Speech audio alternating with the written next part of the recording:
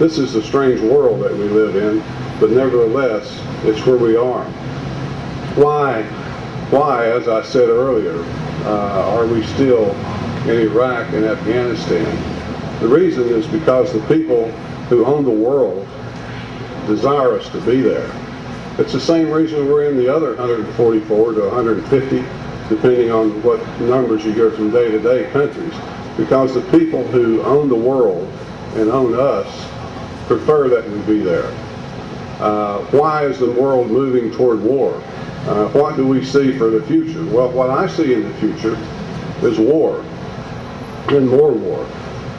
If you have money to invest, if you're pretty liquid, you can't go wrong buying defense stocks, I can tell you. The Fidelity Defense Index, anyway, war and more war, that's what I see in the future. And it's an unfortunate thing for you. For all of us really. I've had mine. I'm 60 years old now, but for you, it's a very ominous time. Who are these people that run the world that want us in Iraq and Afghanistan? Well, I would say they're known collectively as the World Central Banking Cartel, the Federal Reserve, the International Bank of Settlements, the Bank of England, and the like. These people are folks who sell weapons to both sides. They provoke the conditions around the world that make war inevitable, and then they watch it as great theater to them. And they're not Americans, and they're not anything. They're loyal to nothing except the profit they make from doing what they do. And what they do is create money by loaning it at interest. That is money. This is a whole other speech, of course, but I'm telling you that no reform toward peace is possible as long as these people run this country and run the world. So something has got to be done about this banking establishment and credit-based economy before we can put someone in office who is willing to stop the wars and create an atmosphere of peace, prosperity, and liberty. Something has got to be done about the central banking cartel that runs this country. Now, something could be done, quite obviously. I mean, Congress could rescind the Federal Reserve Act. That would be a start. But these people are of such horrible, wicked, satanic evil that they're just indescribable. I mean, there's nothing that you could say that's worse than what they deserve. I'm speaking next Saturday, I guess, at an anti-Fed rally in Kansas City. It's an honor to do that because I've spent a great deal of my life trying to explain to people how they've been robbed and murdered for 100 years by these people. Still, we continue to put up with it. I really appreciate seeing you here tonight, as I said, but what I hope to see in the future on college campuses is an outpouring of rage and anger, like I saw years ago in my colleges. I wasn't a man of peace then, I was a man of war. But those were different times, you know. I wanted to be a Marine officer. I just couldn't believe that my government would do to me and to millions of other young men what it did. I learned the hard way that the governments of the world are run by lunatics and madmen who care nothing about their people. They're just simply fodder for their cannons and signatures for their debts.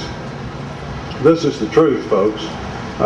It's a hard lesson. It was for me. I mean, I grew up in the 50s when times were different. You watch the movies on TV, the black and white movies of the 50s. My wife and I were watching one the other night it was about the draft, actually. It was set in 1950. It was about how these soldiers who had fought in World War II were recalled to duty for Korea. And it was a good portrayal of how the draft affects American families, but it was such an innocent time that provoked all that rage and the outpourings of hundreds of thousands of people into the streets.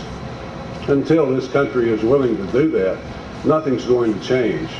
So we'll see. Maybe the draft is a good thing in that regard. I pray that it doesn't come, and I pray that I'm the one that's crazy instead of them. But I fear that the world really is run by a bunch of homicidal lunatics not just our country. I mean, our country is not that much worse than all the others as far as its leadership goes. It's just that we have much bigger guns and bombs and stuff than they have. I mean, the whole world's gone mad. There's no other way to describe it. We still, my wife's telling me I have to go, but we still have some slight chance to change it if we will just take the opportunity to do it. As we traveled around, we tried to give people a chance to say, there is a different way. It doesn't have to continue this way. But people weren't listening. Change comes hard, and a whole new paradigm and way of thinking is necessary. So what I'll leave you with is some cause for optimism anyway, and that is that this man Obama, I mean, maybe I'm wrong about him. I hope I am. I'm just going by what he says. But perhaps he will lead us into a new era of change and of peace and so forth. I mean, I hope and pray that's the case. But either way, for you folks, I really believe you're going to have some decisions to make in the near future about your lives and your futures and your children's lives and so forth. And the time to start thinking about that is right now. We should have one of these on every college in America, on every campus. I'm sure into it. I'm with you. Anytime, anywhere, that's my motto.